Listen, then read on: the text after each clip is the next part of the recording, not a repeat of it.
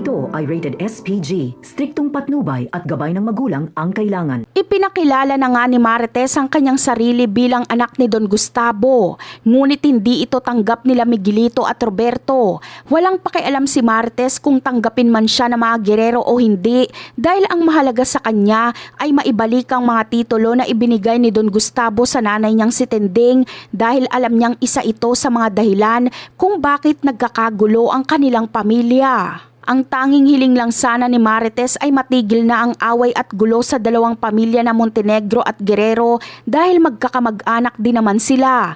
Ngunit hindi magpapatinag sila Roberto at Miguelito, dahil ang layunin talaga nila ay tapusin si Tanggol para hindi ito makaupo bilang mayor ng Maynila. Pagkatapos maibigay ni Marites sa mga titulo at pagkatapos niyang sabihin ang lahat sa mga Guerrero, ay agad na din siyang aalis, dahil pinagtutulakan na din naman siya nila Miguelito at Roberto.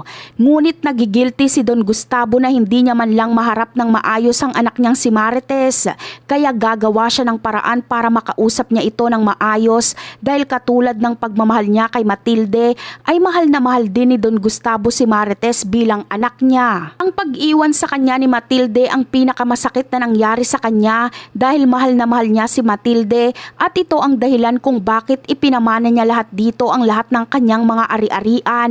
Isa din sa dahilan ng pag-iwan sa kanya ni Matilde, kaya naghanap siya ng iba't ibang babae, dahil sa pag-aakala niyang matatakpan ito ang pagmamahal niya kay Matilde.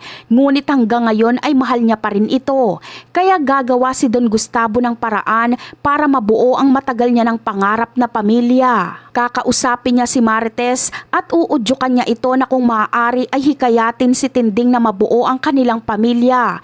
Ito rin ang kagustuhan ni Marites, ang maramdamang buo siya, dahil kahit kailan ay hindi niya pa ito nararanasan.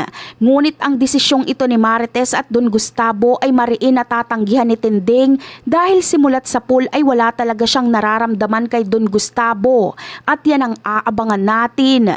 Bye!